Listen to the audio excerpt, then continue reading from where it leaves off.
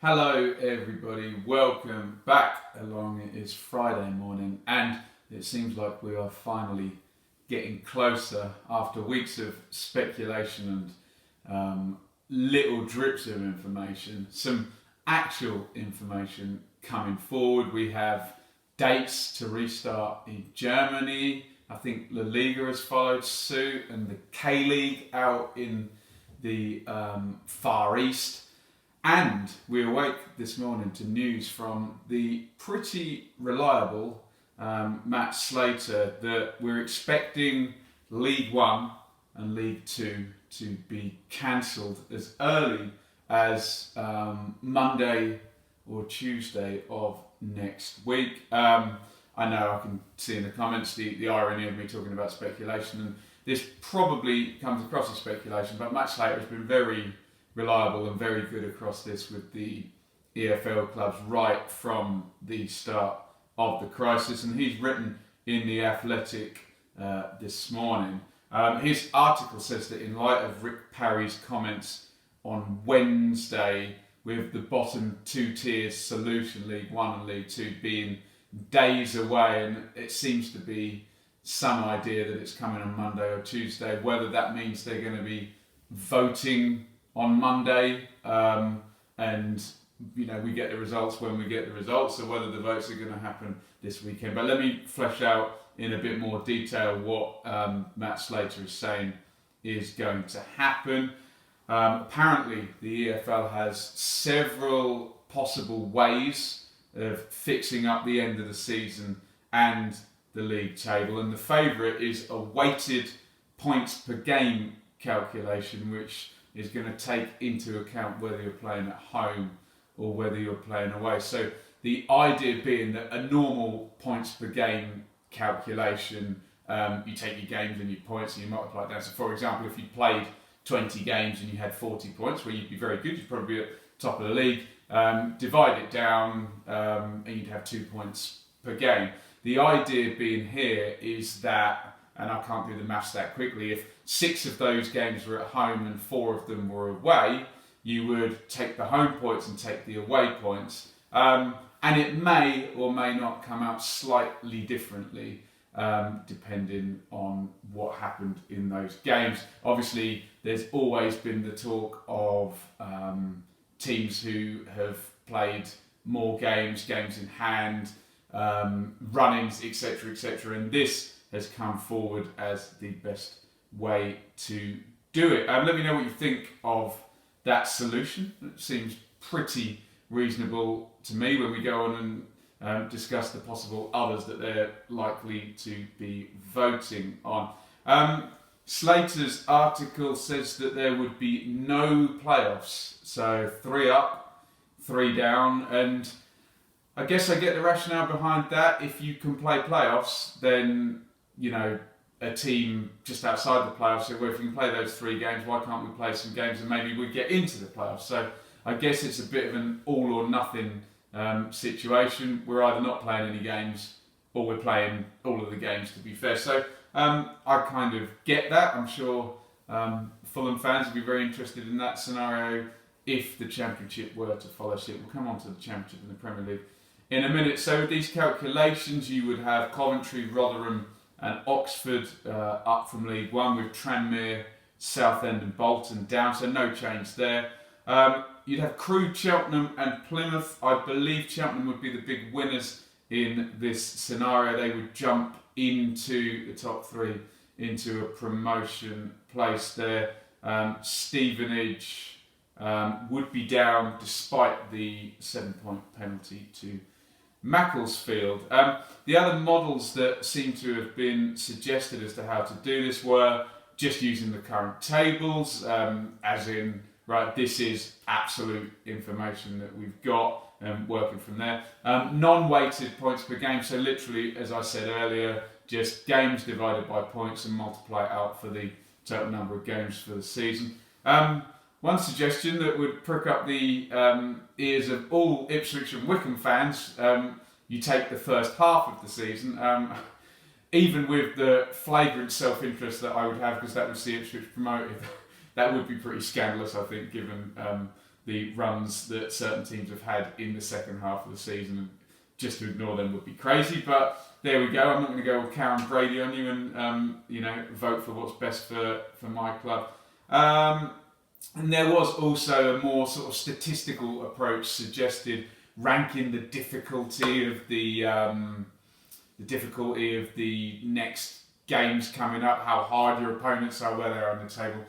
That I can see clubs dismissed as being hypothetical, and I kind of get that, whereas the current approach does all work on absolute information that we've had from the teams performing on the pitch, which is, I think, probably the way to go, isn't it? Happily for I think most football fans, and for the decisions Championship and Premier League are going to make, null and void just not on the table, as it does seem the most unfair of the... Everything's unfair at the moment, but life's not fair at the moment, is it? We're in a worldwide pandemic. That does seem the most open to legal wranglings, doesn't it? Slater expects clubs in relegation spots to lobby for no relegations, which would mean a bit of a pile-up. I'm not really in favour of it, to be honest. Extra relegations from certain divisions next year. I haven't quite got my head around, so if 3 go up from League 2, but 3 go up from League 1, well, then everything's status quo, isn't it? No, League 2 would have less teams unless you took 3 up. But someone's got to make up the numbers somewhere, haven't they? And then you have this issue that the Premier League is its own body, and the EFL is the wardrobe door to Narnia, doesn't it? And you could have a crazy situation where the Championship, which already most people acknowledge has too many games, well, you're going to have another 3 extra teams in the Championship, and what would that be? Another 6 games, 52 games across the season. You'd certainly have to remove the cup competitions if you did that. And could you have a situation in the Premier League where you have a 23-team Premier League, or and the playoff teams will hate this, even a 22-team Premier League where you only take the automatics up? Doesn't quite seem fair to me. I'll talk about that in a minute. So my thoughts are that this is probably necessary. It looks like we've been heading towards it the past couple of weeks. Remember, League 1 and League 2 is a different matter than Championship and Premier League. On the basis with the Championship and the Premier League, it looks like we're talking about just health and safety, and that they could possibly get through this. Whereas with League 1 and League 2, just the financial side of playing games behind closed doors, and also that crazy contract expiry situation in League 1 and League 2 with the June the 30th date going to be slap bang in the middle of when you would be playing, means that this is kind of the smart thing to do. If it saves clubs, then I guess it has my backing in that regard. We've got enough of a sample size, I think, for the points per game model to be, accurate. So I'm pretty happy with that for solutions. As I said, on the promotions and relegations, I don't get why you would be mapping out a scenario to produce a meritocracy, a hierarchy, a league table, and you would then honour the top end of that and not the bottom end of that. I would think it would be, do you know what, I'd go as far as to say it would be fairer to do null and void than it would to be to work out a metric for finishing the league table and then not relegating teams. That doesn't seem to make any sense to me. The only argument I can see against it is that the teams you're promoting, well, they're not going to sue, are they? Whereas the teams down at the bottom of the table, they might sue. They might say, we voted against this ruling and we're going to sue. And yeah, so I have an issue. If there's going to be promotions, there should be relegations. And I don't think you have one without the other. I don't see how that's fair in any way, shape or form. But hey, money might talk. What I would say is that the EFL and the Premier League are their members' clubs, aren't they? So I know in this country, and I don't really want to get into this, we have a history of, in the past few years, of a vote happening and then people asking, oh, I didn't like the result of that. Let's now have another vote. And that, I'm not giving any political view on that whatsoever. I'm just stating the situation. I personally think in this particular members club, once the thing is voted for, I think you need to accept the ruling, and if clubs think it's the right thing to do in these horrible, uncertain times with clubs right on the edge of the precipice and the cliff edge, if they don't think the right thing to do is start legal battles as well, then I say more for them. But let me know what you think in the comments. The headline stuff is we're expecting Monday or Tuesday next week the vote to take place on ending League One and League Two with the preferred option, a weighted points per game system, and in my view, hopefully relegations and promotions to be honoured, but not playoffs. Let me know what you think in the comments of that solution. If you agree, disagree with me. Get the debate going, as I always say. Let's try and keep this corner of YouTube nice and sensible. So my two things I always ask people to do to keep our comments just above the general standard of YouTube is, one is be nice to each other. If someone has a different opinion to you, that's fine.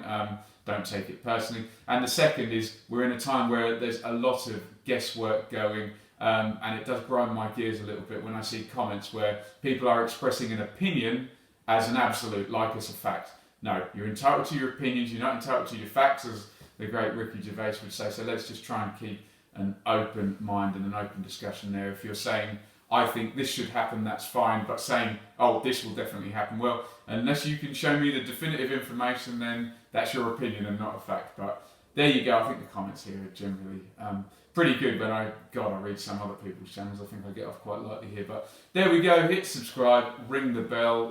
Videos pretty much every day while I'm on lockdown. Here keeps me sane, interesting to keep the dialogue going and the debate going. Follow me on Twitter at Benjamin Bloom. I've just gone over 7,000 followers on Twitter, which I don't really push it too much on there, which I'm very, very sort of pleased about. Considering I'm just a fan like the rest of us, spouting off my opinion and hopefully reading off the facts and just reacting to them. So that's pretty cool. Loads of videos on the channel. Bit of fun with my missus yesterday on the girlfriend 11, although still you get some people managing to take exception to completely harmless bits of fun. But again, I won't go off on my rant about that. I hope everybody here who's subscribed and who's watching this video understands the nature of this channel and me as a person, and that everything we do here is either a bit of fun or just a bit of debate. So no evil intentions anywhere in sight. Anyway, I've been on my soapbox a lot recently, haven't I? So I will shut up and I will let you get involved down in the comments. And looks like it's going to be a busy weekend news-wise with whatever the government's going to announce on Sunday, and then the expected news on Monday and Tuesday. So do keep your eyes peeled. I'm sure there'll be leaks galore coming into it, and we'll give them the credence they deserve. If they're from the likes of Matt Slater, we'll talk about them. If they're from, I don't know, at transfercenter.russia.net, I don't think we'll report them, but there we go. Thank you for watching. See you on the next video.